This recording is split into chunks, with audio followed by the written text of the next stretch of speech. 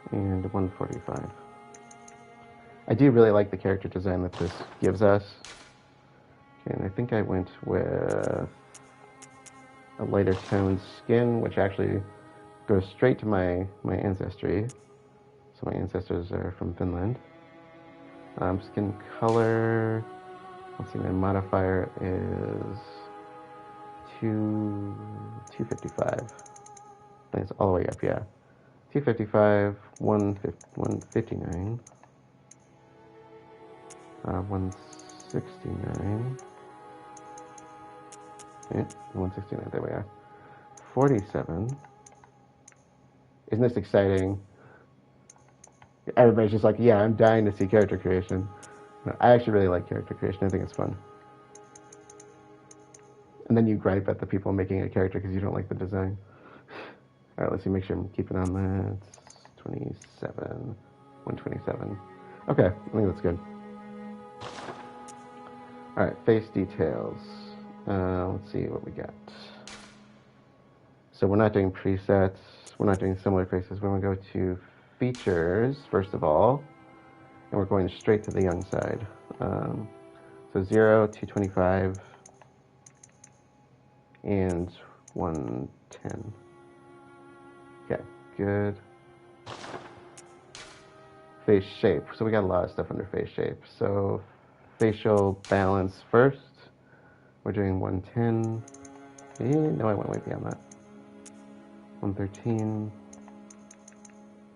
for nose. Forehead ratio. 137. 90. And 105.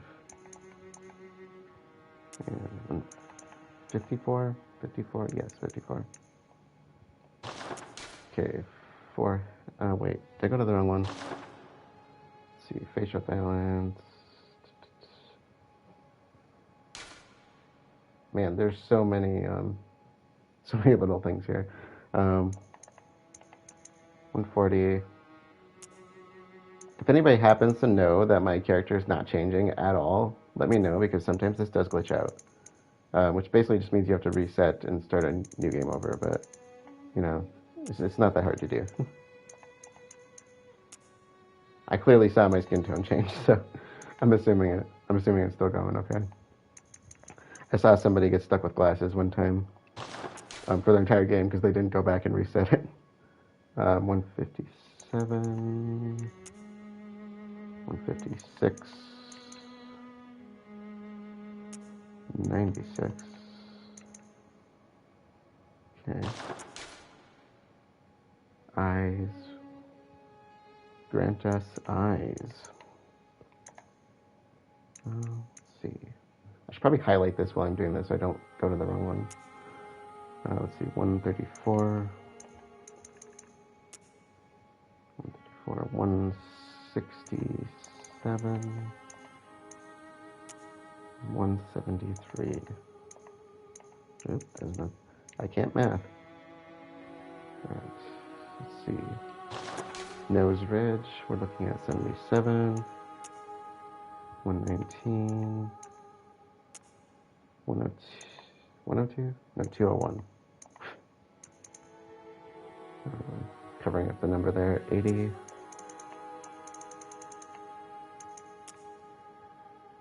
225. Oh, I'm right there. 101. 128. Okay. Nostrils. Nothing like a good set of nostrils. 152. 99. Photograph. 62. 97. Just looking at cheeks. 128. It's funny watching how the character morphs in some of these cases. It starts off really subtle, but then as you go, it gets more severe, usually. 233.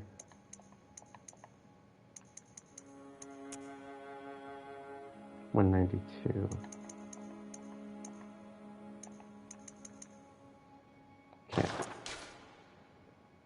Lips. 177. 0. Apparently, wow, that looks awful. Yeah, it's working. There's no glitch there. 33. That is actually a part of the design. I think I modified a little bit. I don't dislike the original. I just wanted to change things up a little bit, and found another design I liked better. 73. 146. 146. Good. And let's see, mouth is, that's going to be severe. Mouth is really makes a big deal. 18, 92, all the way to 0. 192, 119. Let's see, chin, 141, 171, 61, 193, right? 59, 76, 171. Okay. Jaw is 97, 246, 182, 135. Okay. Alright, skin color, makeup.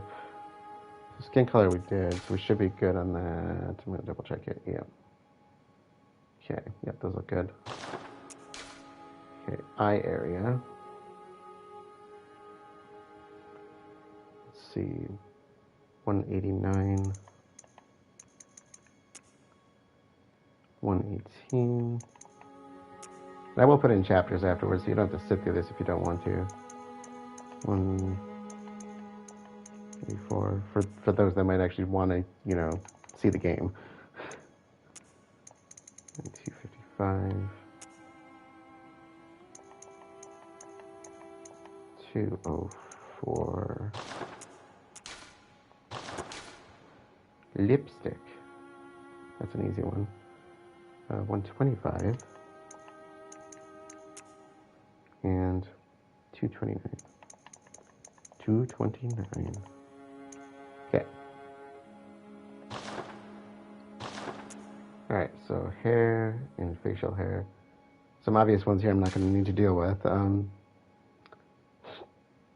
Okay, so hair, brow, beard, color. This should set all the color tone for everything. So, let's see, what am I at? I gotta stop looking at the wrong area. 255. So we're gonna go extreme on this, all right? And wow, is that bright? 250. It's gonna be kind of bright no matter what because I'm going for a white color. Or, yeah, that works, right? Ooh, I do kind of like that. Anyways, okay. So that gives us a nice, really white color. I do like this because it contrasts with the character's outfit, because the outfits are really dark. Oh no, I totally... Wow. I am the stupid. I totally undid that.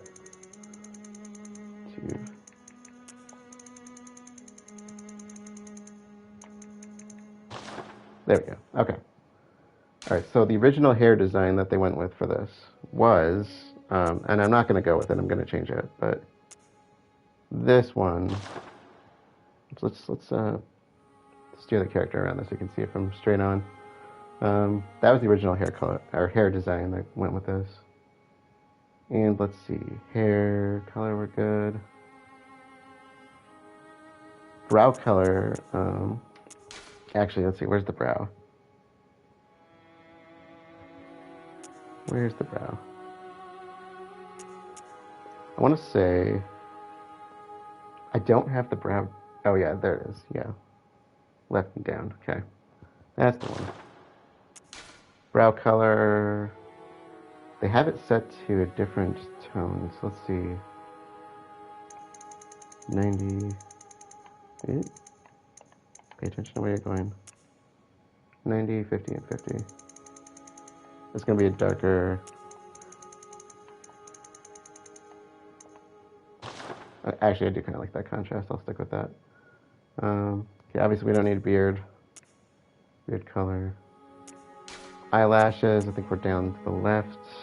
Yeah. And eyelash color, we're going, yeah, black for contrast. That's when you need to go with the contrast on. Okay. So, eyes. Grant us eyes. We gotta get those big baby eyes in there. Color. So the original character design I'm looking at, this is actually one thing I'm gonna change. But it is kind of cool looking. So 225, or sorry, 255 on the red side, 110 on green, and 165 on blue to give us pink, which is really cool looking, if you ask me. And you can actually change the eye colors to make them like double colored or, you know, different patterns. Now this is actually a really nice touch that I'm going to stick with, the tattoo mark. All right, so we are looking at the scar right on the top. This one, it's actually a very subtle mark, but we're going to make it not so subtle. So we're going to go with 40 on the red, 0 on the green, and 10 on the blue to give it kind of a blood-ish type effect. We're going to tweak this to 35, 160, and we're going to really push this one off. Let's see, I'm at 125, I think. And 255. We're making this huge. And if you look, you can actually see the scar coming down under the hair. So if you see from the side, really cool effect, I think. So the scar goes right over the eye. You'll see it more when I change the hairstyle. And that is actually it, I think. That is the base character design that I got for this model. So I actually really like the design, but I just played with it, so I want to do something a little different. And so what I'm going to change is, first of all, I'm gonna go to the mouth. That's where I made some changes. Let's see, where's that at? Face shape. And I was under lips and mouth for this. So I adjust, so again, this is the base design I went with, and I will include this in the description in case anybody's interested in using it. But lips we had at 245, 20, 4. This is going to look really weird for a bit. So bear with me. I'm getting towards something. My God, that looks really bad. Okay. Now this I actually got from the doll design, except I left the bottom at here at 146 because I didn't like the effect it was having with the full change. So for mouth we're going to 38, 186. This is really going to change things. This is also going to look really bad again for a bit. 208.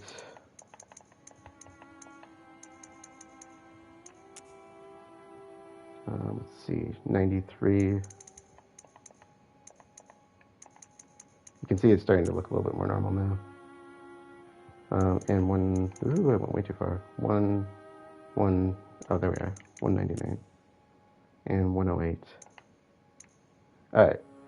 That's the mouth design I went with. It's really similar to the dolls. Somebody had a character slider for the doll. I will include that too in the sources for anybody that's interested. Now the other change I'm going to make is the hairstyle and the color of the eyes, just to make it look a little bit more subtly realistic and for effect. So for hairstyle, the reason I used this hairstyle because people were complaining about haircuts clipping through outfits, and I realized that when I was playing, I realized that with my first character that the original hairstyle I went with was this one, and I realized you can see the scar now. I realized that the hair was clipping through the collars of my favorite outfit, the Charred Hunter garb, and I didn't like that. And I do like longer haired characters, but I said, okay, well, I can go with this. It looks really cool. And then I put on the knight's outfit, the knight's garb, and it was clipping through the high collar on that too, even though the collar is not really big, but it goes right up under the hairline and pushes out, and I don't like that. And so I was like, what if I did something really drastically different? And I do like longer hairstyles like this. This would probably be my ideal hairstyle, which is ironically exactly how I wear my hair. It is long enough for that. But I'm actually going to go with this. The reason I like this is I do like longer hair. I'm a big fan of ponytails.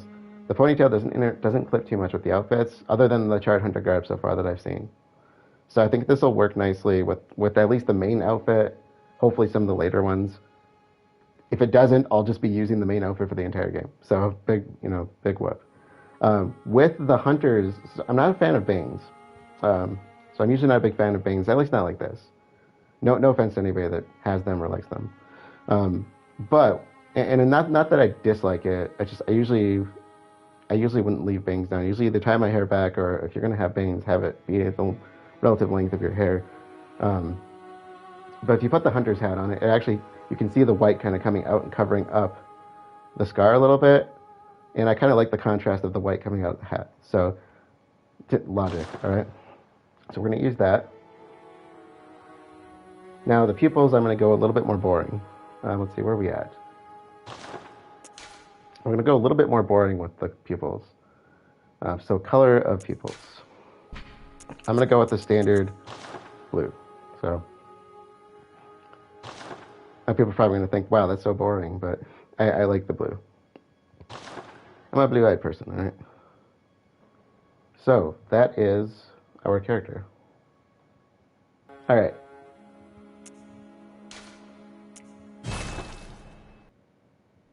Good. All signed and sealed.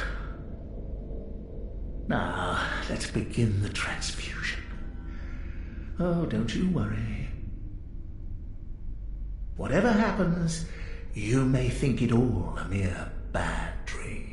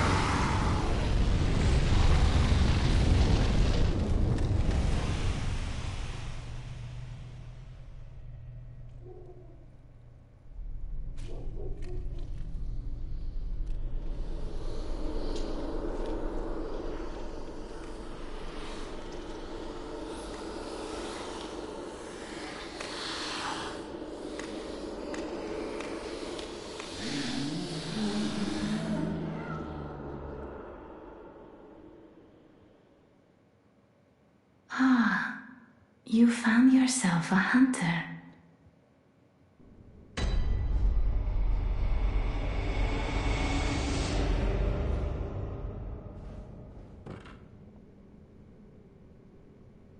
All right. So, finally getting started. Took a bit of a delay there, but all right. Let's see what we got. Handwritten scrawl. Seek pale blood to transcend the hunt. So I already got some stuff I got to drop here right now with this. It's our first note. So seek pale blood to transcend the hunt. I was watching Vati Video's video on translations, Japanese to English translations. And apparently the original Japanese was a direct translation was seek pale blood to end the hunt, which I think is kind of interesting because it kind of gives a bit of a different twist on that term. Also, just note that it has been confirmed, I do believe, that this was written by us. This note was written by the player character. So we have an objective. Seek pale blood. Whatever that is. Okay. That does not open.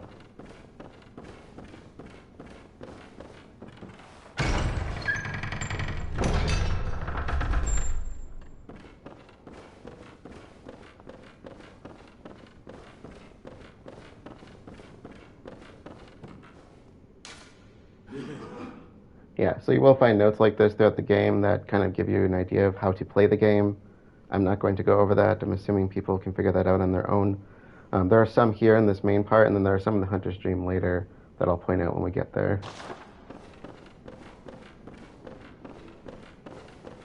And we have our first enemy. So that is the thing that just attacked us before or after the blood transfusion. They are quite formidable, especially at a low level. You are not supposed to be able to kill this thing. You can. Most people are not good enough to kill it on their first try. I have no confidence in myself to kill it. I've done it once when I tried it, but should we put myself to the test? Let's see how this goes.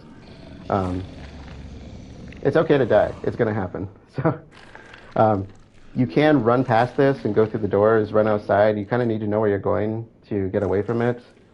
But I'm just going to see how this goes. Let's. Worst case scenario, it kills me and I end up where I have to go anyway. So we don't have any weapons, so you're not going to deal any damage to this thing, basically.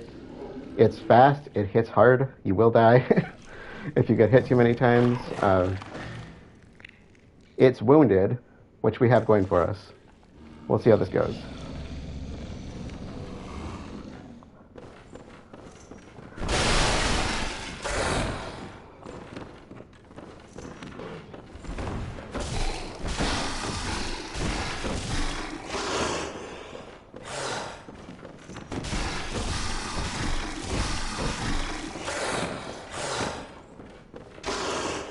The stamina drain is ridiculous right now at this level.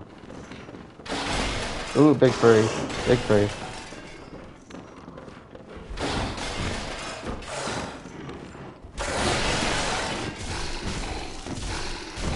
So I'm barely doing anything to him right now.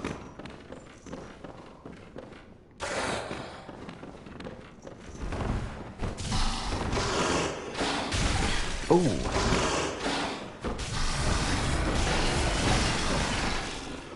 Notice that my health didn't drop fully there.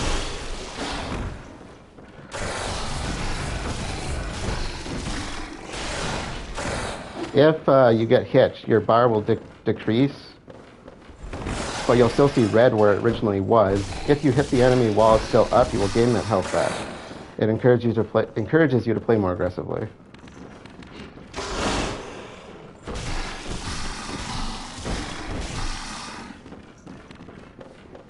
Okay, he's not putting up much of a fight so far. Yeah, come on. Death. One of us is gonna die. Okay, come on.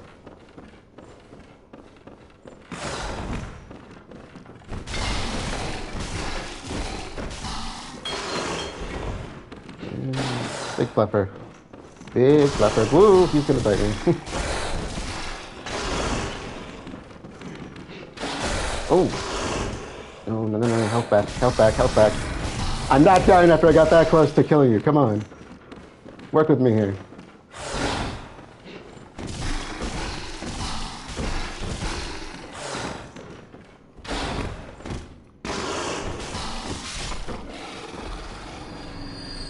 You can already see I'm covered in blood. Alright. So that is, like I said, that's the thing that was attacking us prior prior, in the opening video, basically, after we finished character completion. Okay, restore HP. Yep, I know that. I don't think we can actually read about the blood vials. We shouldn't have much on us besides our clothes. We'll read about our clothes, just not quite yet. It's really important in these games to read items, especially, I shouldn't say especially in this one, especially in Dark Souls and Bloodborne and most other FromSoft games.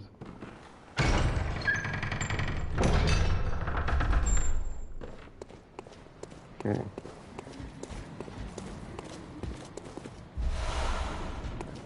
Got some bullets. I don't think there's anything else out here.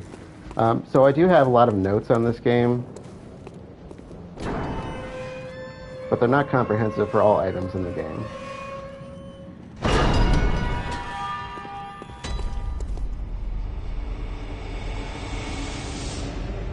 And we are in Central Yharnam. Look, a top hat just perfectly sitting there. Blood vials.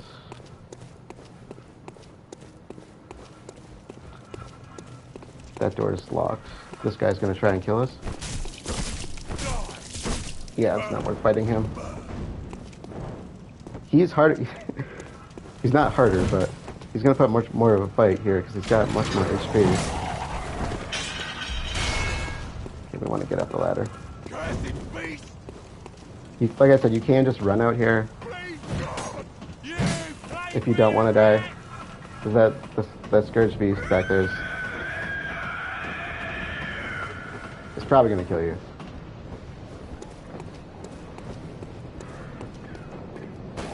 Is he following me? Yes, he's following me. Can't read that. Can't read that. Okay.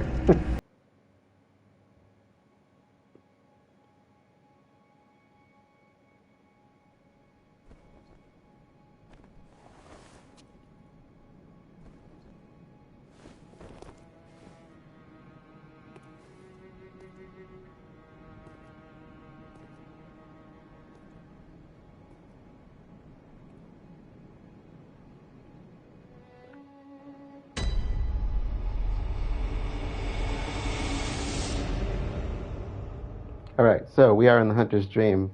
This place is essentially an area where we can.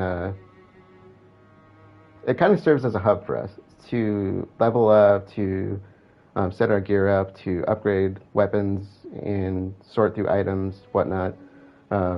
It is another dimension. It's not part of the quote unquote real world, but we're in a different location. You can see my clothes are now clean and my health is up. And if you have items in stock, they will restore, at least for the blood vials and silver bullets that I picked up. When we were back at the lantern, that lamp that I went to before I got here, it's basically what it says is that you can use the lamp to kind of get around to places, I believe. I don't remember the exact wording it used.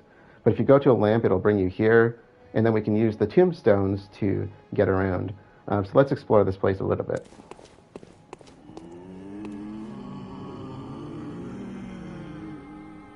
Those are the messengers.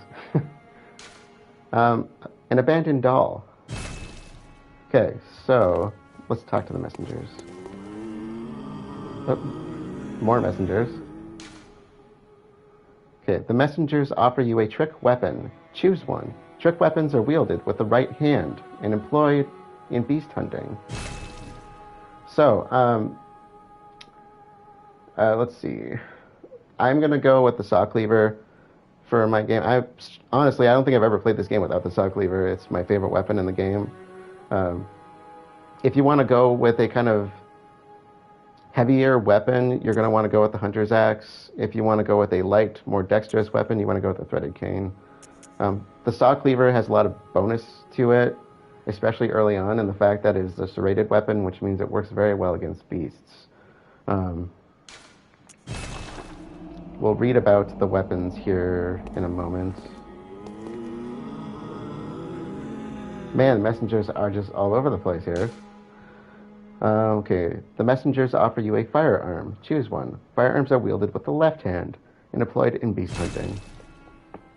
So personally, I always just go with the hunter pistol. I've never used the blunderbuss. I don't know much about it.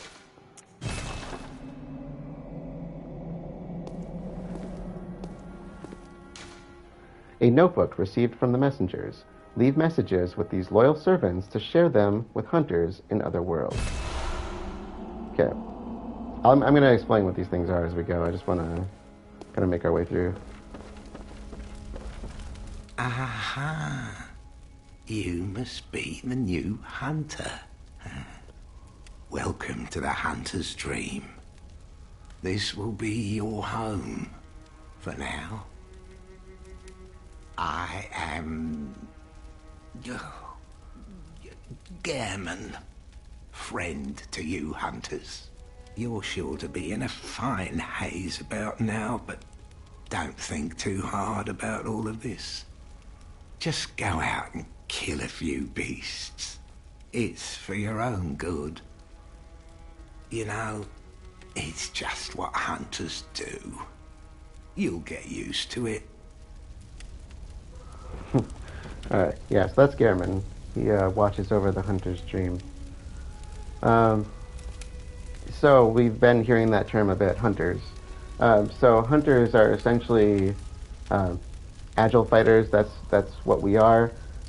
They use trick weapons, firearms, and as they've been pointing out, we're beast hunters, essentially, at least as far as why we're here in Yharnam. So let's look at some items. First of all, let's look at our outfit, because the clothing in this game actually gives a lot of information about who and what we are. And so let's look at the description display. So foreign garb, clothing worn by awakening in the nightmare of blood and beasts. Not typical clothing for Yharnam. Perhaps it is of foreign origin. It is said, after all, that the traveler came to Yharnam. After all, the traveler came to Yharnam from afar. Oh, that must be directly referring to me. Sorry. Without memory, who will ever know? Is that an implication that I've actually lost my memory? Because I completely overlooked that previously. Let's see. Bandage worn by awakening, bandage worn upon awakening to the nightmare of blood and beasts. Terribly worn and unsanitary, and looks like it's got a different description. A lot of times the outfits have similar descriptions for different pieces. A faint memory recalls blood ministration, involving the transfusion of unknown blood. Not long after, the nightmare began. Foreign trousers. Let's see. Looks like this is the same as my clothing, the garb. So the hood. Hood worn, okay, that's the same. Perhaps its wearer had to stay out of sight and travel by cover of darkness. Okay, so the clothing is implying that we have lost our memory, which would be very FromSoft to explain how they're telling the story, because they're not that straightforward about it. It looks like the sullied bandage might actually just be a part of the transfusion process, though. So, but if that tells you anything, we are a foreigner. Okay, so let's look at our new stuff here. So first of all, Hunter's Mark. Hunter's Mark. Dangling upside-down rune etched in one's mind. Symbol of a hunter. By focusing one's thoughts on this rune, a hunter loses all blood echoes, but awakens afresh, as if it were all just a bad dream. Basically, I think this is going to... I've never actually used this, but I believe it brings you back to the lanterns. The problem is, as it says, you lose all your blood echoes. One thing that's kind of really cool about the Hunter's Mark is if you look at how it's straight shot down, and then there's like a little kind of point at the end, and then there's the little kind of side arches. It's meant to, I believe it's meant to be in the appearance of a person that's been hung upside down. You know, not your traditional hanging, but literally hung upside down, legs tied together, which I think is really interesting. This is the notebook we just got from the messengers. So messengers are inhabitants of the dream who revere the brave hunters. Use them to send messages to other worlds. Leave notes with messengers.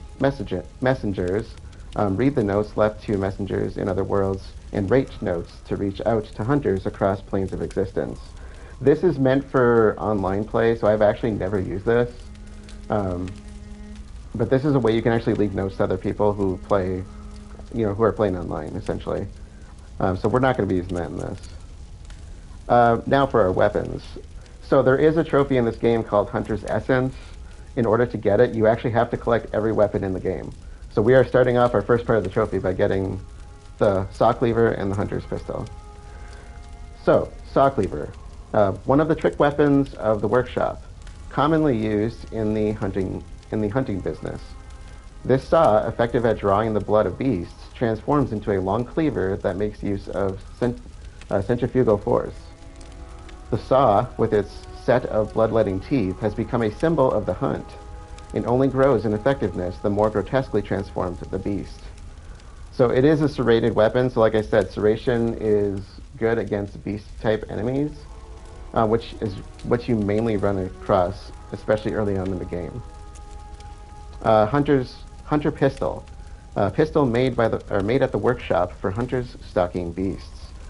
Hunter firearms are specially crafted to employ quicksilver bullets fused with the wielder's own blood, boosting damage against beasts.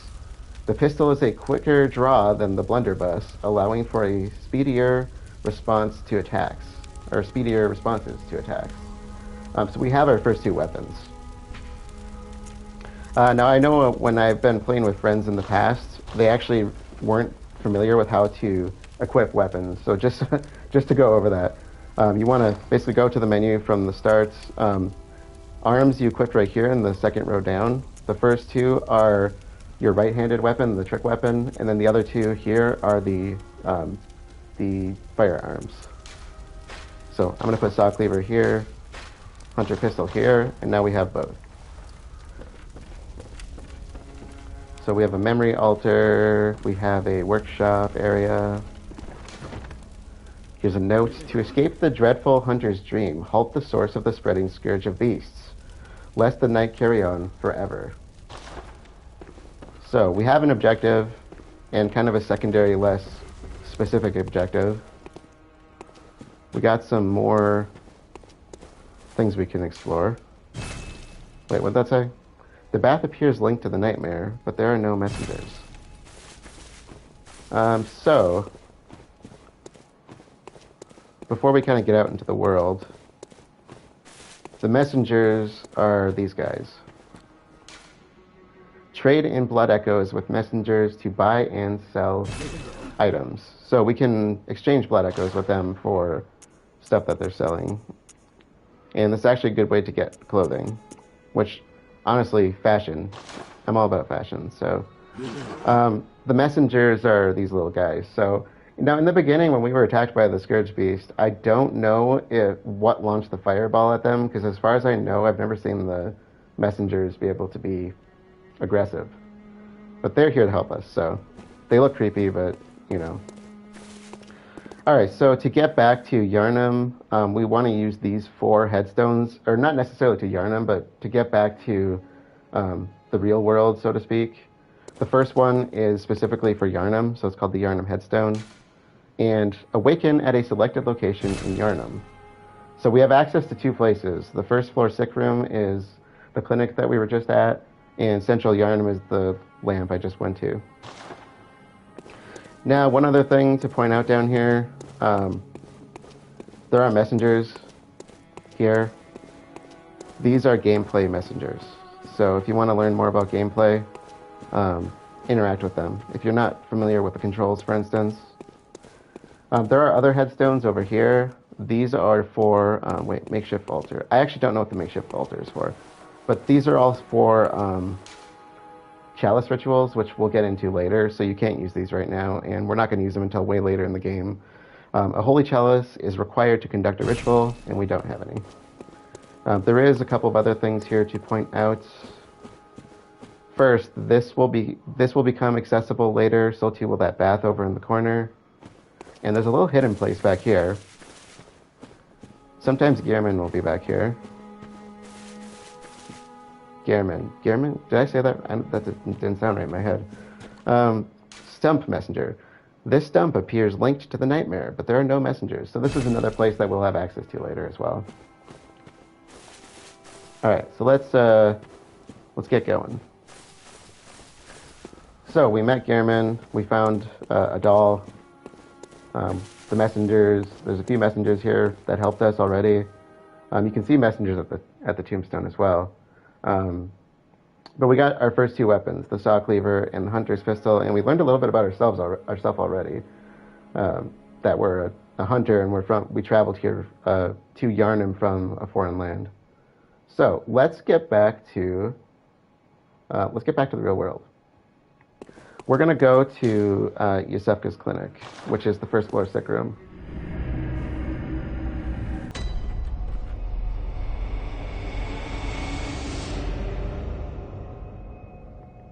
All right, so that door was closed before. This room is where we woke up, I believe. No, it was not. I take that back. I forgot the lamp was over here. This is the room where we woke up. It's up here. We can't actually get back into the room because of this. Are you out on the hunt? Then I'm very sorry, but I cannot open this door. I am Iosefka. The patients here in my clinic must not be exposed to infection. I know that you hunt for us, for our town, but I'm sorry. Please. This is all that I can do. Iosefka's blood vial. Now, go. And good hunting. Are you still in need of something? But I have nothing more to offer. Please, try to understand my position. I can only pray for a fruitful hunt. You can see her in the back through the window. All right, so yeah, I understand her position. This game is called Bloodborne for a reason. So they're not talking about a standard run-of-the-mill infection. All right, so this is where we killed the Cleric Beast. I bet those were patients too.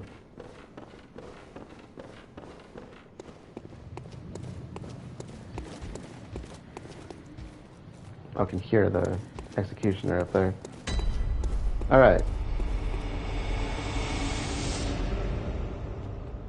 So let's actually get started exploring Yharnam. All right, so like I said, if we're curious about move sets or anything, I can kind of display this. So that is our saw cleaver's kind of standard move. You can do charge attacks and a few other little things with it. That's the trick part.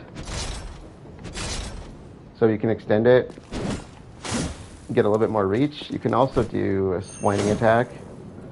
It's not a slam, but there is a slam version of it, which is really cool. So if you do a swing, forward swing, you can get a nice slam out of it. Just note that really drains your stamina. No, the infection is not rabies. Look at the people. Do they look like normal people?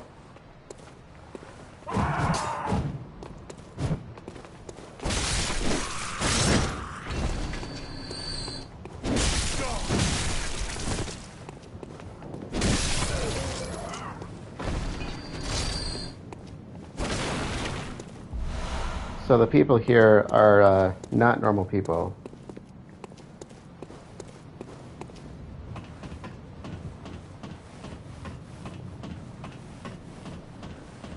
So we are this is where we went to the first lamp other than the first floor sick room. So Iosefka's clinic is essentially our first place we start.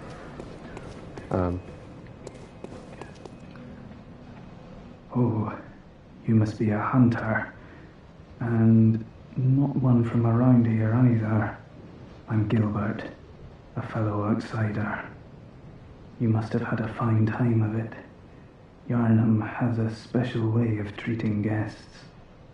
Well, I don't think I could stand if I wanted to, but I'm willing to help if there's anything that can be done. This town is cursed. Whatever your reasons might be, you should plan a swift exit. Whatever can be gained from this place, it will do more harm than good. Pale blood, you say? Never heard of it. But if it's blood you're interested in, you should try the Healing Church. The church controls all knowledge on blood ministration and all varieties of blood. Across the valley to the east of Yharnam lies the town of the Healing Church, known as the Cathedral Ward.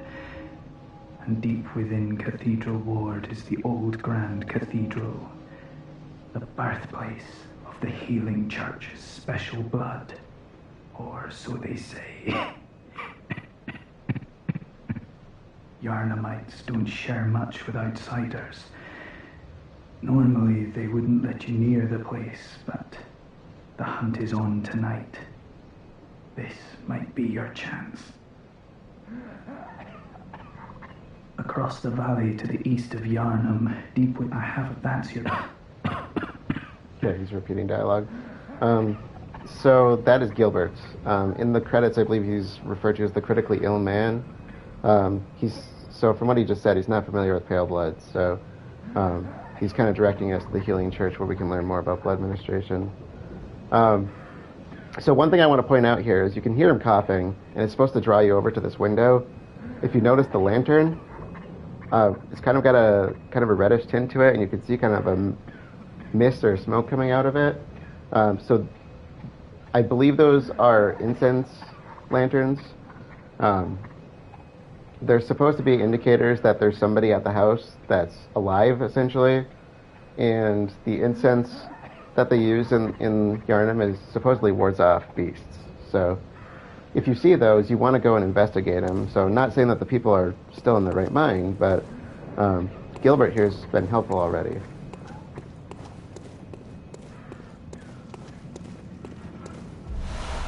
So this first video is probably going to be a bit longer just because the character creation took us quite a while. So I will plan to make these a little bit shorter in the future.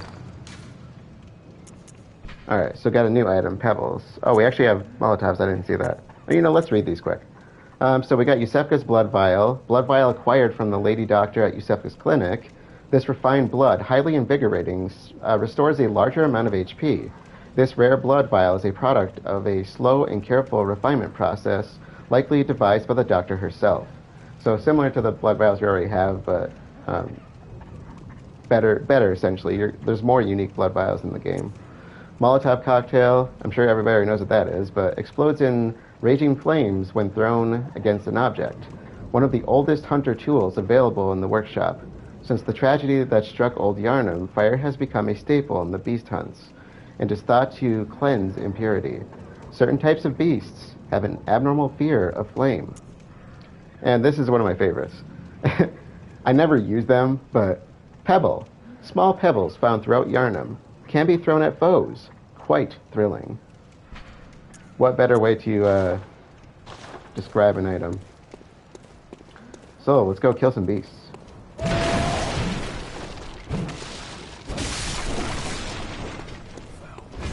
We can drop down, but we're going to go around. We're going to take the long way around here.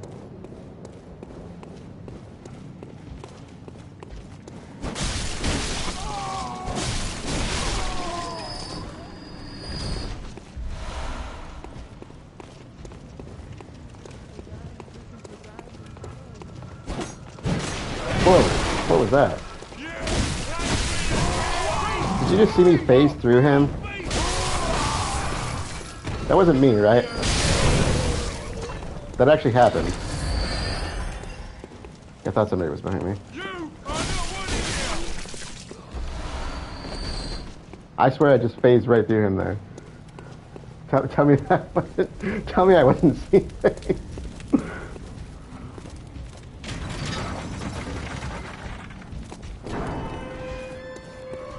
Okay, so there is an executioner over here. He's not worth fighting.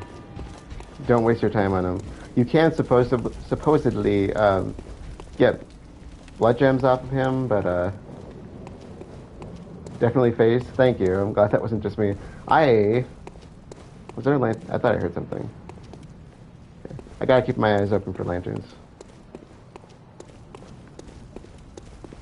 Alright. You gotta watch out for the townsfolk here. They a lot of times come out of nowhere. Did that guy come at me already? So there's a lantern right next to me. Let's see. Are you that outsider? Well, sorry, but I don't want anything to do with you. Trot along, will ya? I love the accents. Oop. Yeah, they sneak up on you. Ooh. I had no idea he was a gunner. Usually he's down so long and he never even sees me coming. Lads, you've come on. Who'd open the door on a night of the hunt? Away with you. Now. Yeah, cockney, that's the word for it. Okay.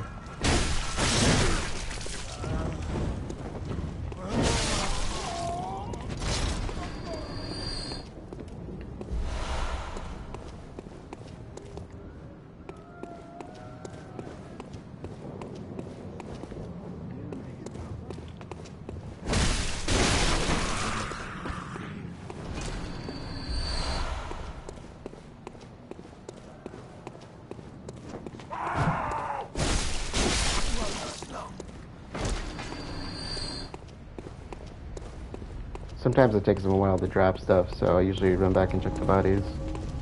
And there's people rushing up to me right now. Oop, oop.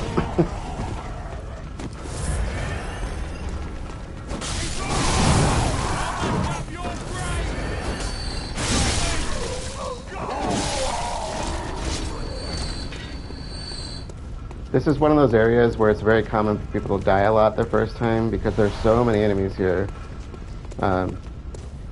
So just to be aware of that.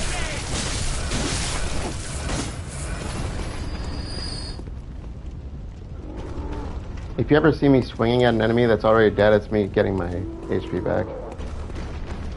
So just be aware, even though they're dead, you can still keep swinging.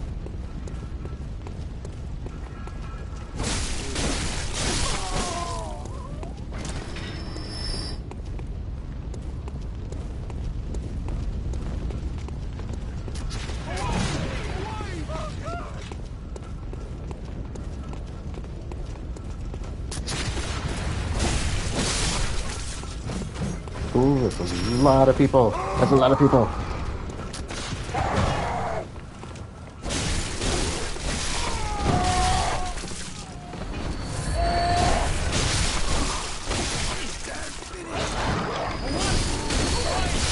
Wait, the dog got up here? How'd the dog even know it was there? I've never seen that happen before. Damn dog.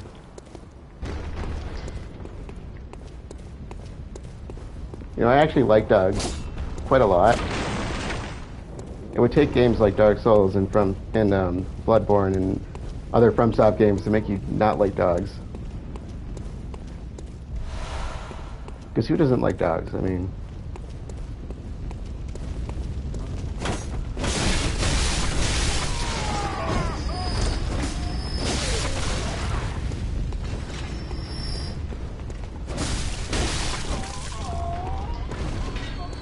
So, that's what the dog is supposed to be.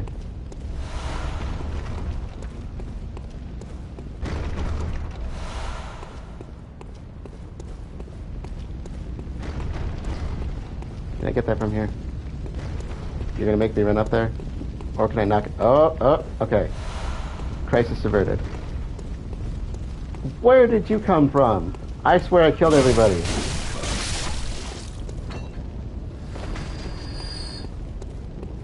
That's a riff. Okay. Yeah, FromSoft doggos are Satan's spawn. I agree. To be fair, most cats are Satan's spawn in FromSoft as well, but That's not necessarily far true from reality in real life.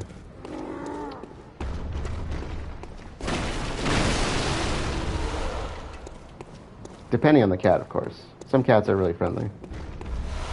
Cats are very, like dogs, like people. They have personality. But they also have a lot of pride. So there is a shortcut here. If you want to get back to certain areas beyond here, this is definitely a place you want to drop down, and you can see dogs down there. But where I want to go first is going to require me to run back this way anyway, so I'm not going to worry about dying. If you have not played these games before, just be aware that if you die, every enemy respawns, except for certain special occasions. So. I don't reckon you're from round here. Well, stuck outside on a night of the hunt. Oh, you poor, poor thing.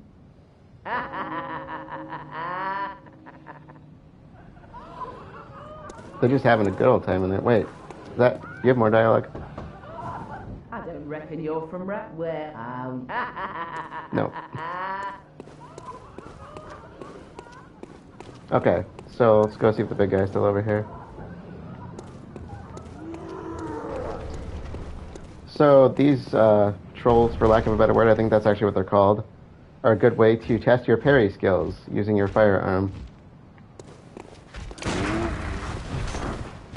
Wait for them to come in for the swing.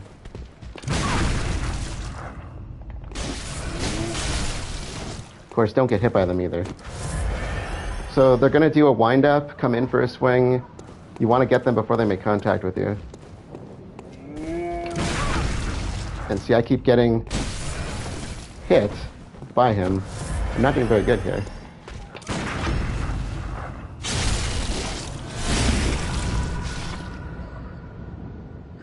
So if you hear the ping that you got the stun, walk up to them and hit the attack button, and you'll do a visceral like that.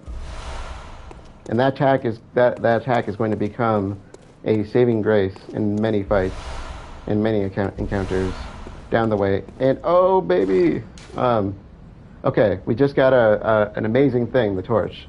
But first, we have some new items. Cold Blood Dew. Droplets of cold blood containing blood echoes. Used to gain blood echoes. Hunters sustained by the dream gain strength from blood echoes. They imbibe the blood with thoughts of reverence, indeed gratitude, for their victims. So Cold Blood Dew is one of the items. You'll see the little number 1 on it. That means that you get, the higher that level, the more blood echoes you'll get. And sometimes the names will change too. But basically, if you consume this, you get blood echoes. We also picked up these bloodstone shards. A solid shard that forms in cold blood. After death, some substances crystallize, but most simply harden and form blood stones. At the workshop, these blood stones are embedded in weapons to fortify them. So this is basically what we use to upgrade weaponry, at least at earlier levels, lower levels. Here, the torch. A common torch formed by wrapping a pine resin drenched cloth around the end of a long stick. Hunters choose torches not only because the hunt leads them to the darkest nooks, but also because certain creatures they encounter are possessed of a deathly fear of flame. And I think that was it for new stuff. What I recommend is equipping this as your secondary to your firearm. So, if you're in a dark place, you have a way to see what you're doing. The one problem, of course, is that you can't use your firearm while it's out. And our first set of carrion crows.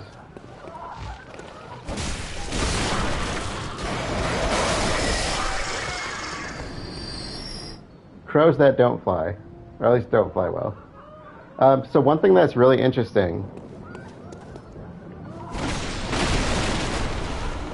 oil urn. We're not seeing it right now, but a lot of times the carrion crows drop pebbles. So if you recall, the pebbles, if you look closely at the pebbles, it was pointed out that they have the appearance of an eye, and that maybe the reason the carrion crows drop the pebbles is that it's the eyes of things that they've killed, or not killed, but things that they've been feeding off of. I thought that was kind of a cool touch. We also have an oil urn. When this urn hits its mark, the target is drenched in oil and made extremely flammable. Fire is commonplace on the hunt, and oil urns accentuate its effect.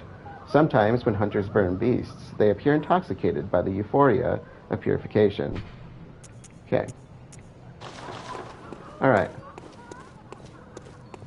So let's continue on. You can hear the music box. Can you hear that? There's a music box.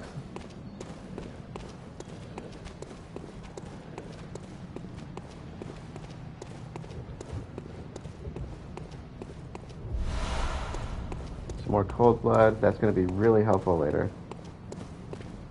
My recommendation is use it while you have it. Don't stockpile it unless you really need to. A lot of people tend to kind of forget that they have it, I think, or else they just don't know what it's really good for, but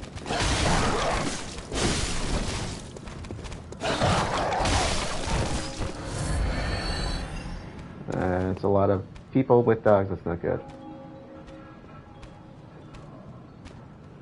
Yeah, you can hear the music box is coming from this direction where that red lantern is, but we can't get through there right now.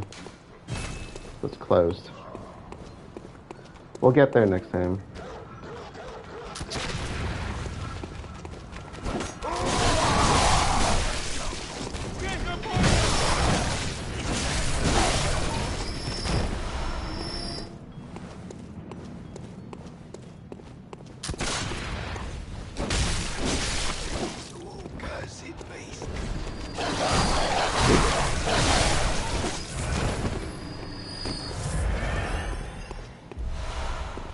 Yeah, don't get stubborn with the dogs. It's just going to get you killed.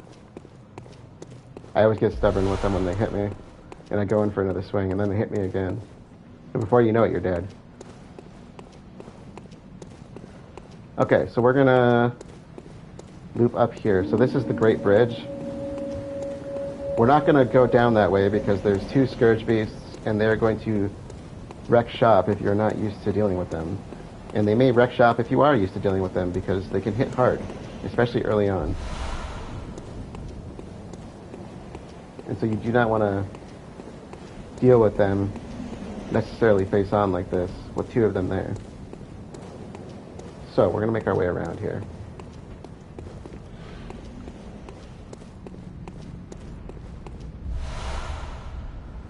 Okay. And I'm checking my notes. Okay, we're good.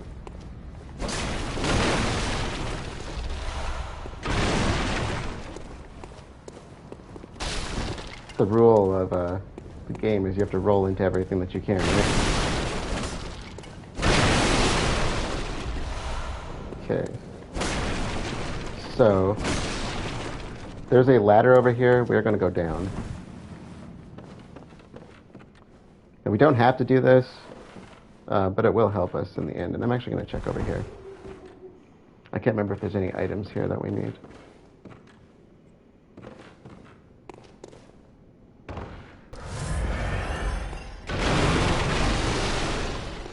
So these big guys can deal some damage, so be careful with them.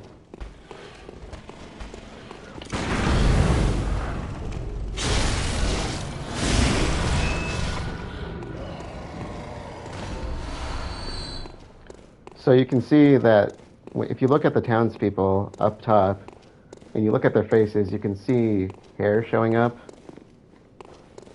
These guys and the Scourge Beasts look a lot worse. These guys have, you can see their legs and their limbs in general become elongated. They're more covered in hair.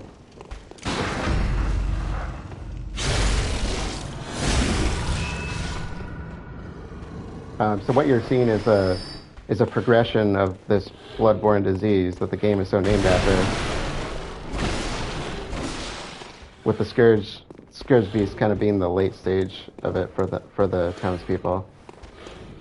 Now, not all of the beasts follow that same pattern, and we will see that very quickly, but that is kind of your standard transformation.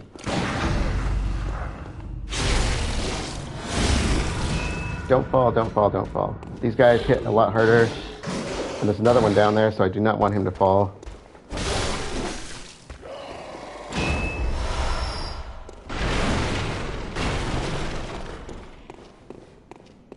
So that should kill everything up here. I do believe there's an item somewhere around here, though.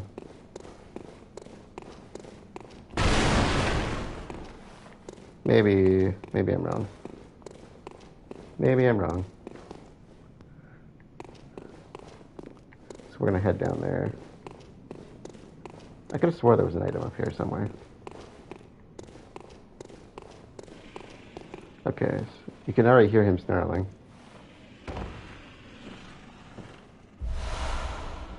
Yeah, so look, thick cold blood. It's kind of like the cold blood dude, but better. You can see it's level 5. No. Not dealing with that. So we are in an aqueduct here. We're not going to explore this place fully.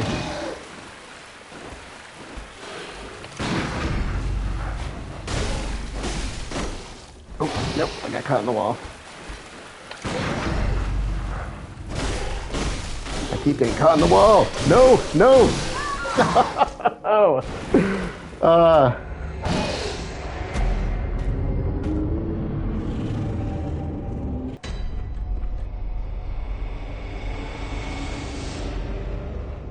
I deserve that. That's what I get for not pulling him out. I knew I was getting caught in the wall and I kept going at him. But this gives me a chance to show you how to get back there quickly. So if you want, you can clear out the enemies along the way. You don't need to.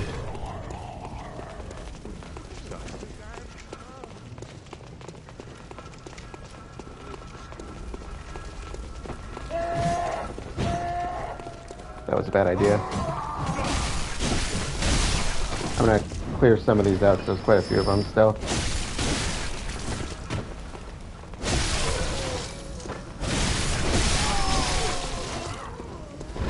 If I keep going forward, they were gonna cause me some issues.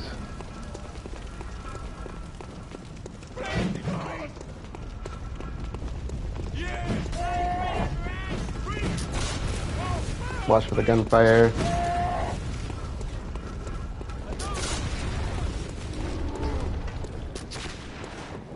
Ooh, that could have hit me.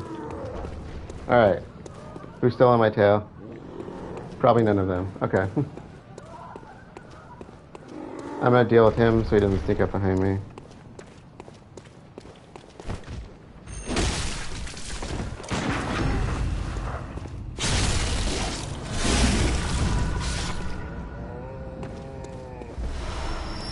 So one thing about the viscerals to kind of keep in mind is that you don't want to just R1 your way through. Don't just swing attack. You want to make sure you're close enough to them so that you don't just go in for a swing attack. Ooh, crap. Spicy doggo came right at me.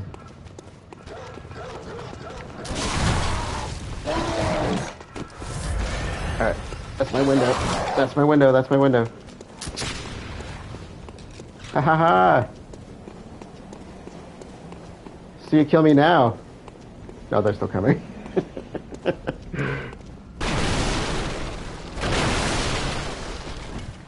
Alright, we're good. I think we're safe-ish.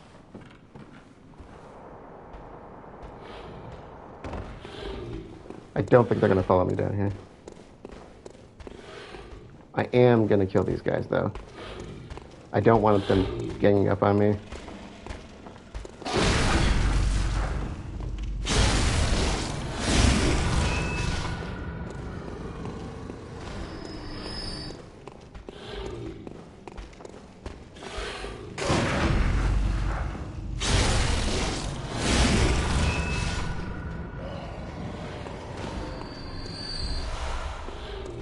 Careful with the rats.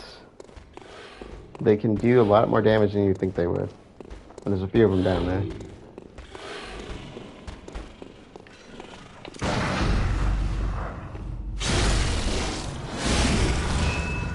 Don't fall. Nope. Nope. Nope, nope, nope, nope, nope. Don't get greedy.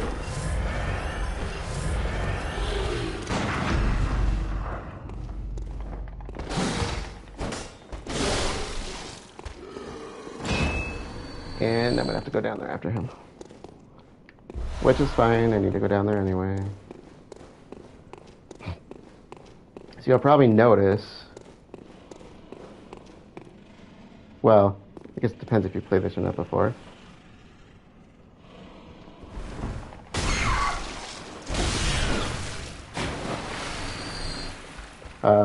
When you resurrect, you don't have your blood echoes. That's what you get for dying. His eyes are blue, which means he has them.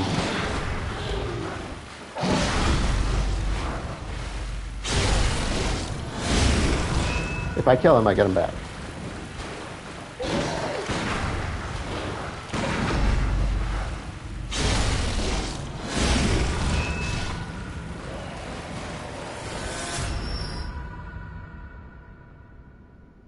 So, the reason I wanted to come down here is for this.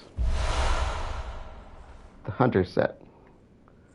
So that was my main reason to come down here. So I don't plan on exploring the rest of the aqueduct until the next episode. Oh, nope.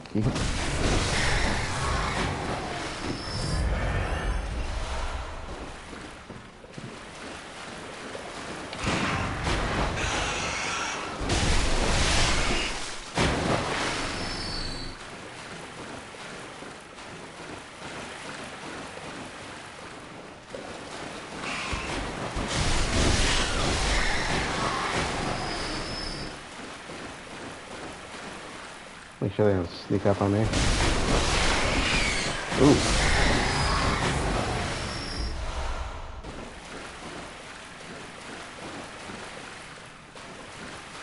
Okay. I need to find the ladder. There it is.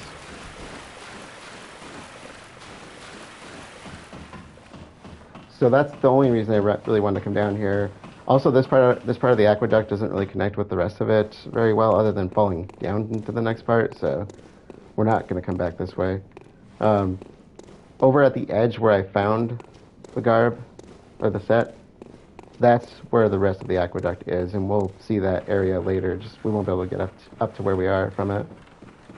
So you either drop down there, but once you drop, or come back up here. If you drop down, you can't get back up. At least not the way we did. All right.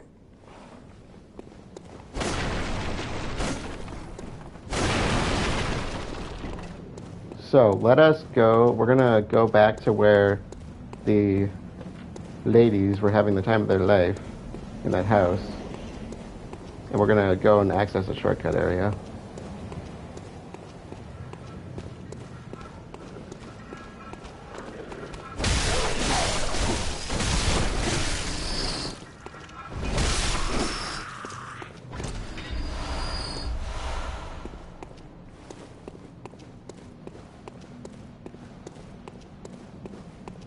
So this is back where the troll was at the gates. You can still hear the music box.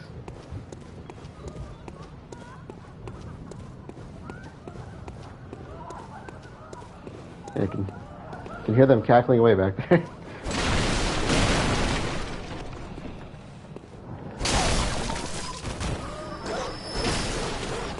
Oh, he's out of his cage.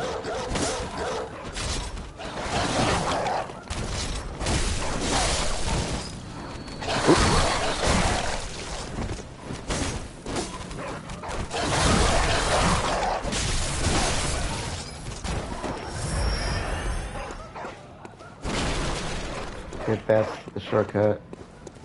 I'm gonna deal with the dogs really quick.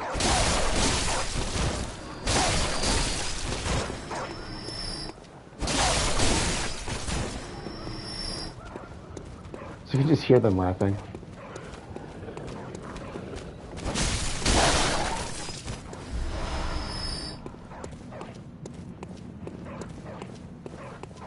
Alright. Yeah, let's get rid of them.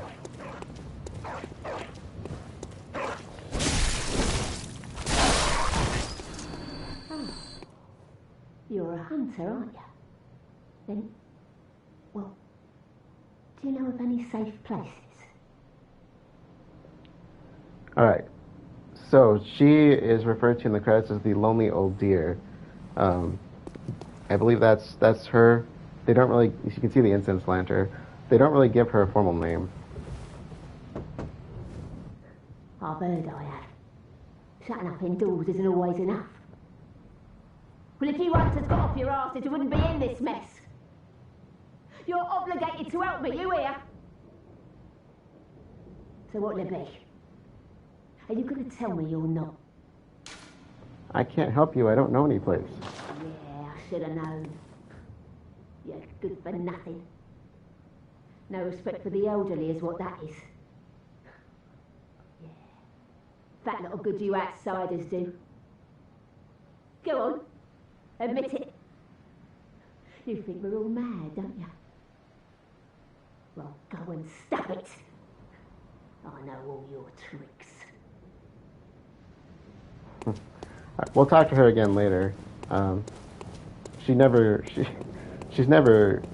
really nice.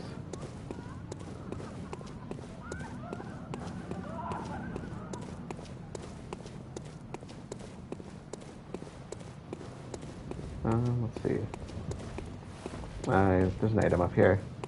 So this goes up to the Great Bridge. That's where we saw those Scourge Beasts. We'll head up there in a moment.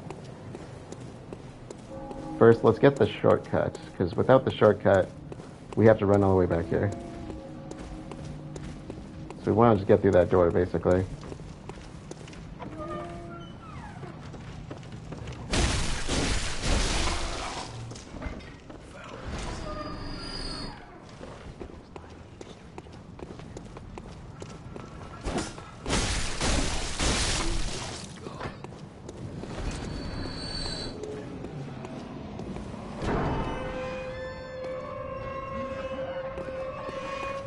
And we're back at the lantern where Gilbert is. So having that shortcut there is really nice because this is the only lantern in the area other than the one at the clinic.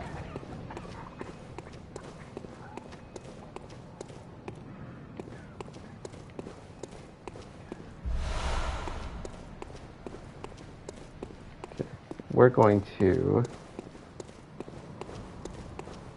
I'm going to run down here and take out the trolls. This is a great place to get some blood vials and practice your viscerals if you're new to the game.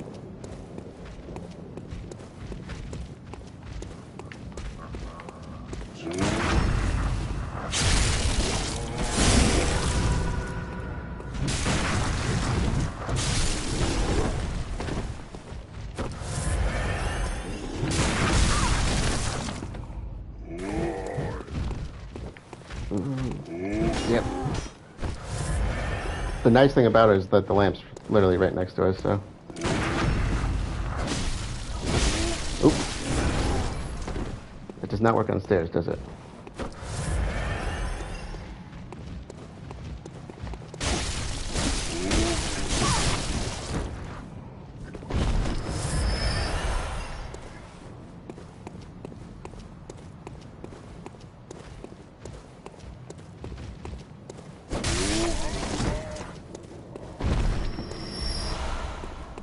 Okay, so this is actually another shortcut, but we have to get further through to use this one. So if you ever see the device is not currently operable, it means it's a shortcut, and you just need to get to the opposite side of it to activate it and start using it. Essentially. And this goes back up to where I was with the dogs, so it just wraps around.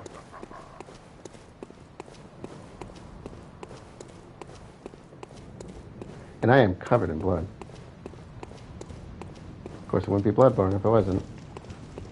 So this is the house we were just in, so let's explore a little bit.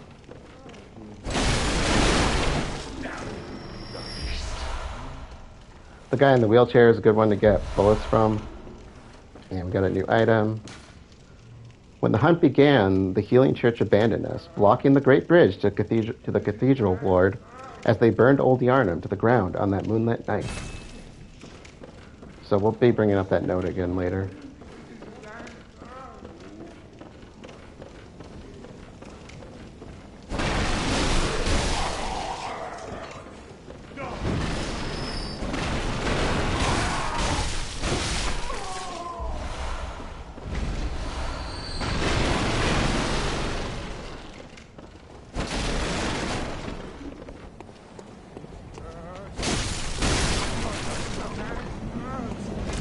Alright, this is the Great Bridge. That is where the Scourge Beasts are. And there's another troll this way, and that's where we're going to go to kind of finish up this episode. However, I want to go to the Hunter's Dream to do a few things before we do that. And I don't think there's anything by the Scourge Beast that we need to be aware of, so let's quickly head back to the Lantern.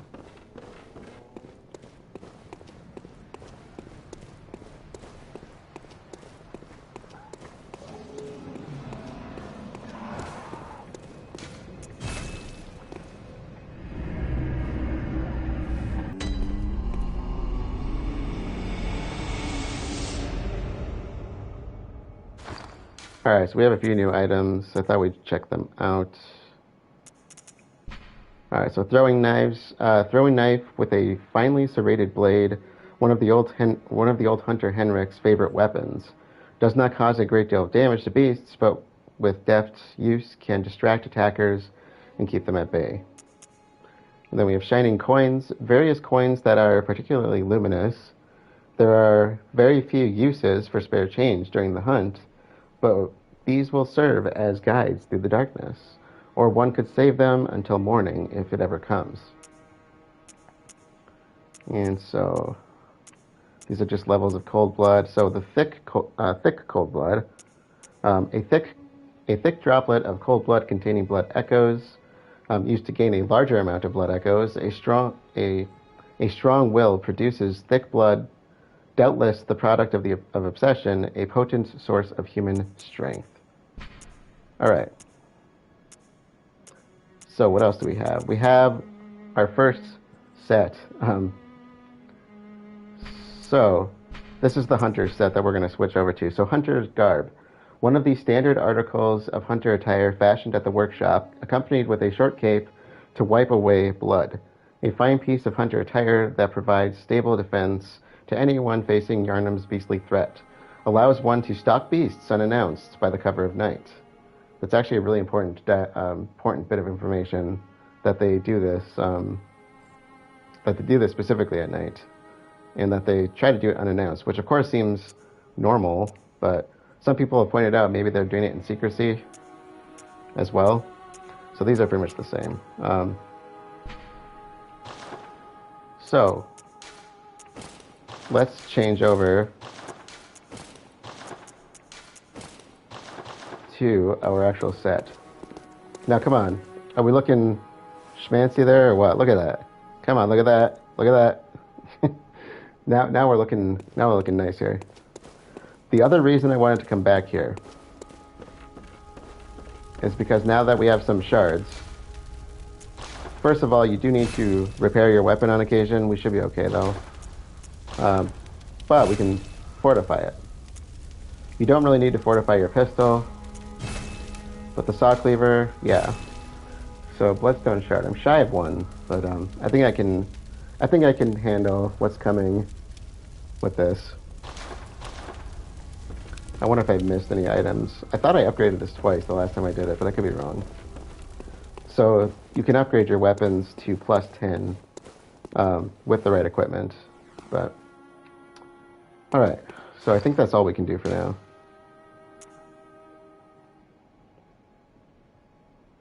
Wait, I should be able to upgrade that one more time, shouldn't I?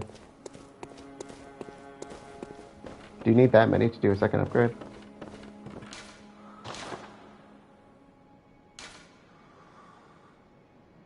Oh, I need a 5th bloodstone. Huh. Never mind, I thought it was 3 I needed.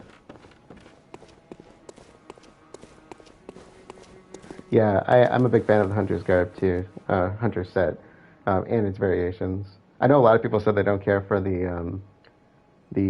amount of similarity they have, but like it gives you options. So let's go back to Central Yharnam. We're actually going to go up to the Great Bridge and face off against the first serious boss fight. I shouldn't say serious. The first boss fight in the game.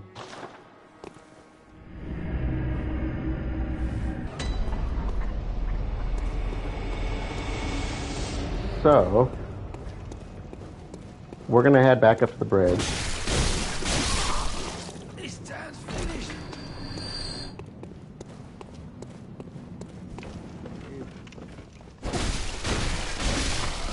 We don't really need bullets for this. Unless you just want to deal piddly amounts of damage. But there are a few items we have that could be useful for it.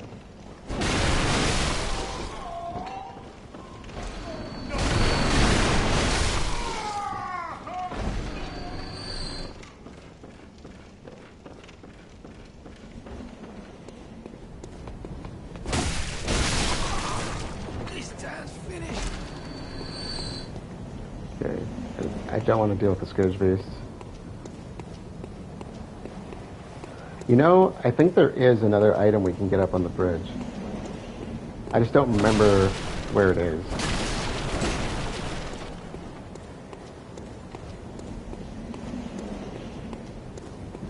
Ah, sad. The dead horses. Okay. Steel patrol. The troll is surrounded by crows, so...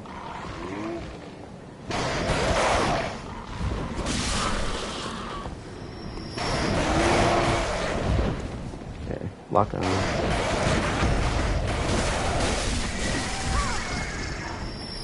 That's not what I meant to do.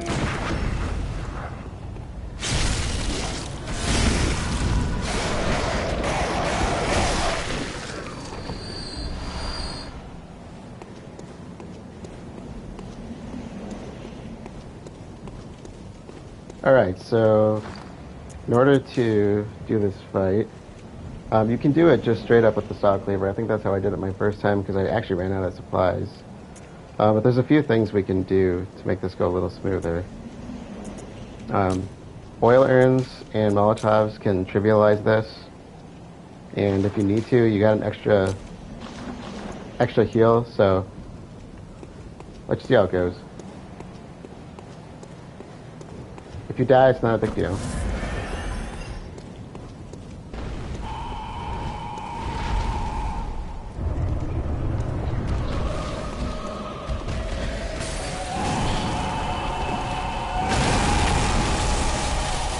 I missed.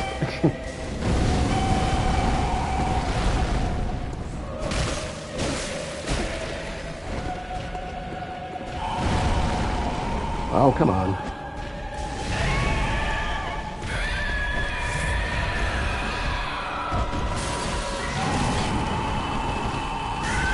Oh, bad, bad, bad.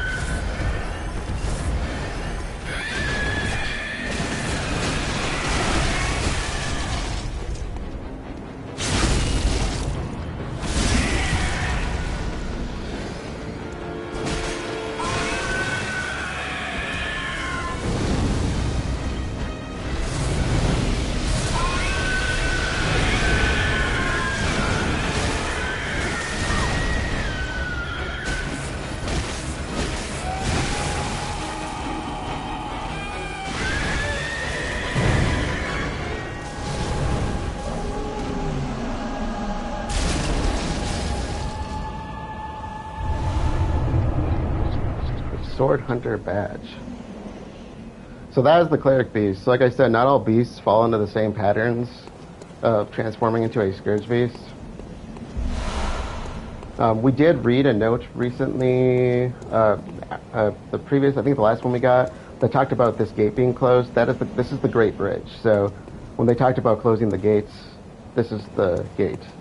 There's also a door here that we're going to come back to later. I found out some interesting stuff about it, so... And that's going to be essentially where we're going to close off, but...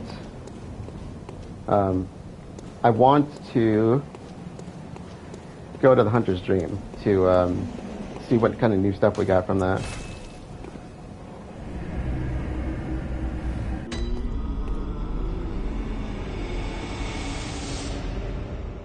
Alright, so you probably will notice right away the doll is active. And the first thing I kind of wanted to point out here is that, let me see, I thought I had notes actually on this. Oh yeah, I do, okay. So first, a few things I wanted to point out. One, that we got our first badge. Those are going to be really important. I'll kind of explain a little bit about that. The other is that the doll is active. I'm going to explain that as well. And but first off, there's one thing I never noticed before. Somebody pointed out online, I don't remember where I got this from, that the Cleric Beast had no eyes. And I'd never noticed that before. And I was like looking at it, I'm like, yeah, I don't actually see any eyes. So I thought that was kind of interesting. So we have our first badge. Sword Hunter Badge. One of the badges crafted by the Healing Church. The silver sword is a symbol of a church hunter. Ludwig was the first of many Healing Church hunters to come, many of whom were clerics. As it was, clerics transformed into the most hideous beasts, which kind of explains why this beast, the Cleric Beast, was different from the townspeople. So as it says in the bottom, clerics transformed into the most hideous beasts. So clerics who had worked for the Healing Church. Now the reason I was pointing that out, I'm trying to check to see if we have anything else that's worth looking at. The reason I was pointing that out is that badges give us access to weapons and armor and stuff like that. So if you go to the weapons, we have access to a new weapon, the Kirkhammer. And we also have access to the repeating pistol. So Kirkhammer, where is it? Kirkhammer, a trick weapon typically used by the Healing Church hunters. On the one side, an easily handled silver sword, on the other, a giant, obtuse stone weapon, characterized by a blunt strike and extreme force of impact. Trick hunter weapons forged in the Healing Church workshop, said to be hidden somewhere in the Grand Cathedral, were made to the tenets of a rival school of craftsmanship. And then there's the repeating pistol. Repeating pistol typically used by the Healing Church hunters, crafted with mostly metal parts and exhibiting a complex design. The repeating pistol fires 2 shots at once, making a ravenous consumer of quicksilver bullets.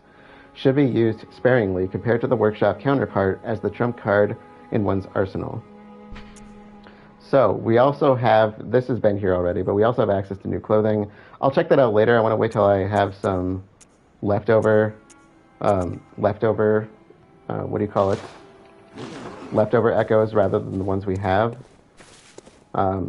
So, like I said, the Scourge of the Beast isn't always the same. The reason I was kind of bringing up the Cleric Beast is that the clerics transformed into the most hideous beasts, and now we're starting to learn about the Healing Church a bit. So Ludwig, as they said, was one of the first of many Healing Church hunters, and if you kind of read through the dialogue on some of that, it says the hunters were respected and feared for killing beasts. So you can imagine the fear would come along with some of this killing these massive beasts, but also the fact that they're changing into them.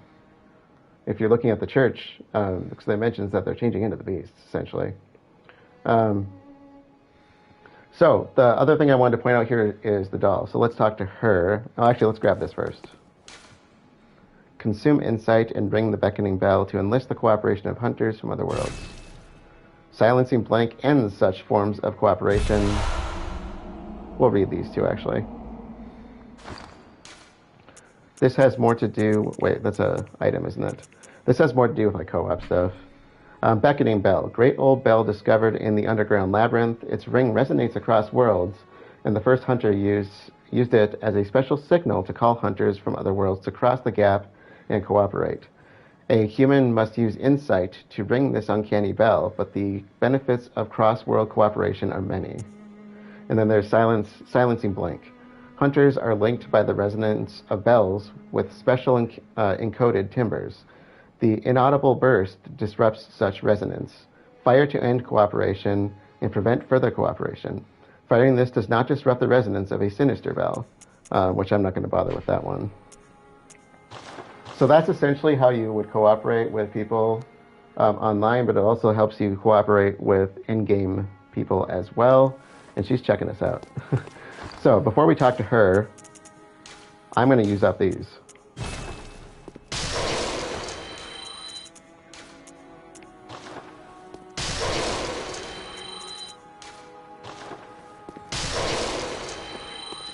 I am also going to sell the pebbles because I'm not going to use them. And let's see. Not that they're going to help me much. I don't think there's anything worth. You can sell clothing. I tend to hold on to it though. So let's talk to her. The reason I was using those is because we're gonna end up using our blood echoes with her. So. Hello, good hunter. I am a doll, here in this dream to look after you. Honorable hunter, pursue the echoes of blood, and I will channel them into your strength. You will hunt beasts, and I will be here for you to embolden your sickly spirit. I like that she comments about your sickly spirit, like there is something wrong with us. So use blood echoes to raise stats and level up. Very well. Let the echoes become your strength. Let me stand close. Now shut your eyes. Okay, so like I said, I'm pretty good on strength. I'm dealing a good amount of damage. Let's see, how many levels can I go up? Quite a few. I'm going to put him into Vitality and Endurance for now. So that's going to bring us from level 10 to level 9. That's why I used those Cold Blood dues.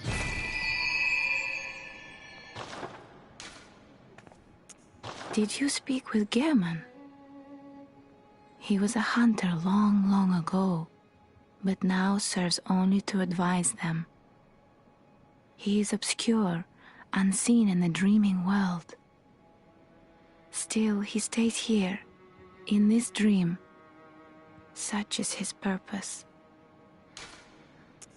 Ah, the little ones, inhabitants of the dream. They find hunters like yourself, worship and serve them. Speak words they do not. But still, aren't they sweet? Okay. Farewell, good hunter. May you find your worth in the waking world. Alright, so the doll's kind of a mystery. I don't know that let's not dig into her quite yet. So the doll was inactive before, and the reason that we can see her now and that she's talking to us is because of that little number you see on the top right corner underneath my blood echoes.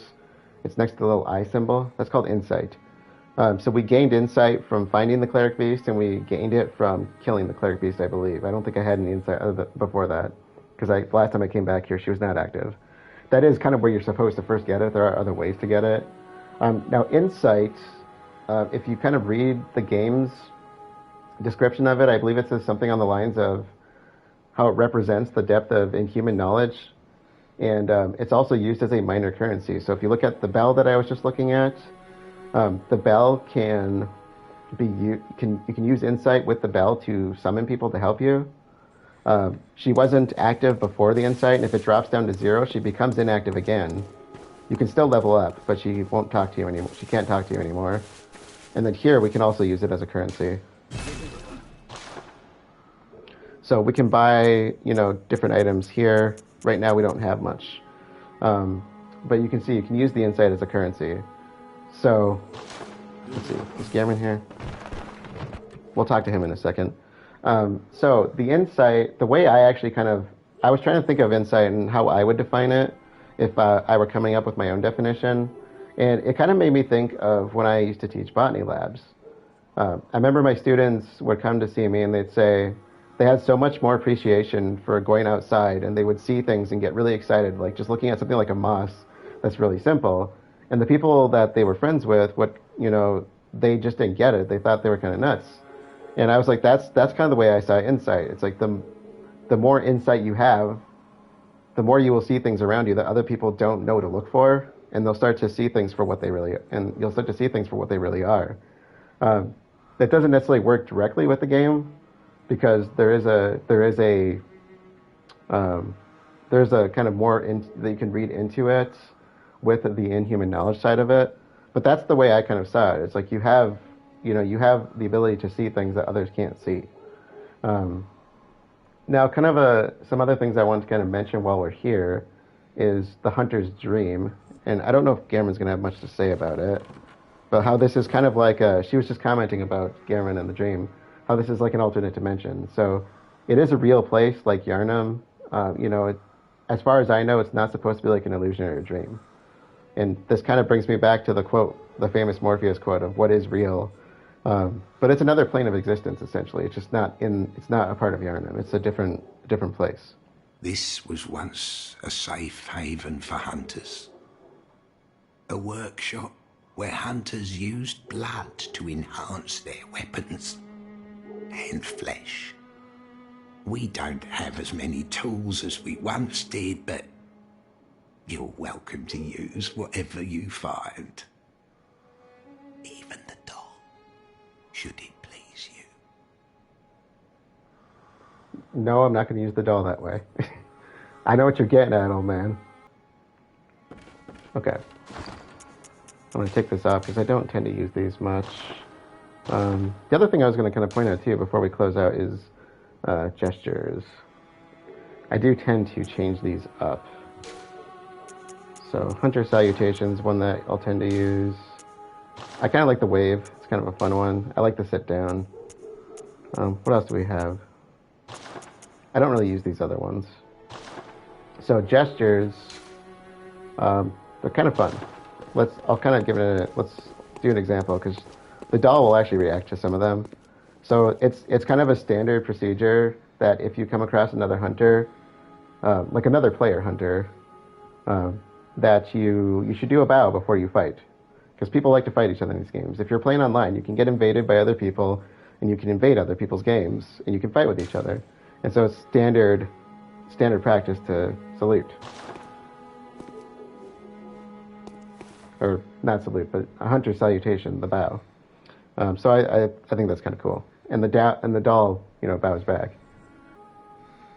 All right, that is a good place to close things out. Again, my apologies for this being a little excessively long.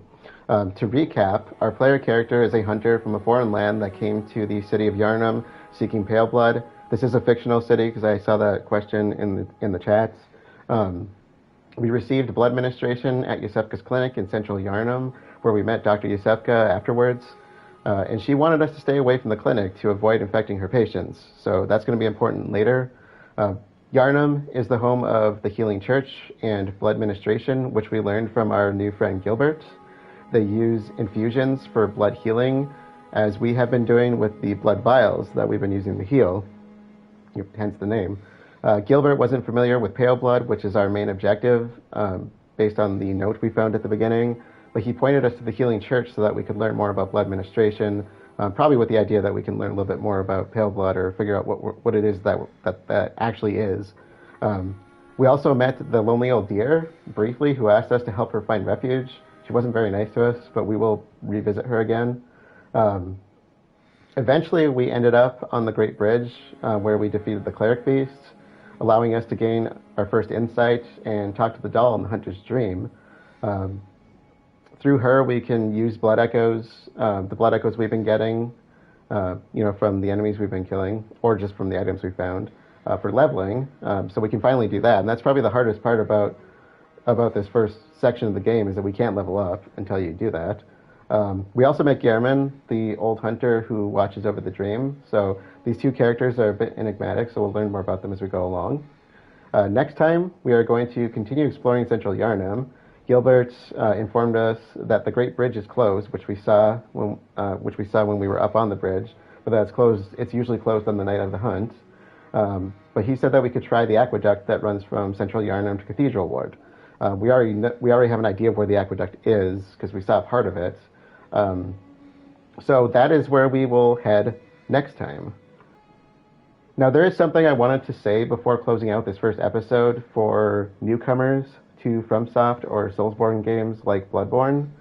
And basically, if you're new to these types of games and you're not enjoying them because they're too hard for you, they are discouraging, or because people are telling you that you can't do it, then hear me out. When I first started, I had a difficult time getting into these games. And over time, Bloodborne especially has grown on me so much that it's become one of my absolute favorite games, hence why I'm doing this. Saying that these games can be challenging is an understatement to the extreme, but they also have excellent gameplay, storyline and lore, music, as you can hear right now underneath me, and so much more. Like, I could gush over this forever. So what I want to say is to give the game a chance. but also, and more importantly, give yourself a chance to experience the game and to work on your skills, because you can do it. I watch a lot of YouTubers that talk about people leaving comments telling them that they won't make it through the game, but they always seem to prove these people wrong. Because these games aren't as bad as they seem once you get used to how to play them. Now for me personally, the most difficult part of these games is the lack of direction and the constant lack of progress, especially in this game, the lack of progress I was making, because the game is difficult. It's hard. They don't hold your hand, they don't tell you where to go, and it's difficult. One of the things that really helped me get past that were checklist guides, preferably the ones that don't give you any spoilers in the game. They just tell you what to look for and where you're supposed to be roughly. So checklists gave me the thing I needed most, which was an objective and some directionality. I had an idea of where to go and what I needed to be on the lookout for, and so if I missed something, I knew not to leave quite yet. And of course, there are always the options of more comprehensive video guides, which may be the reason you're here to begin with. So, with that being said, let us officially close things out. I will be continuing tonight, so if you're here live, stick around. Otherwise, thank you all for joining, and I will see you all later.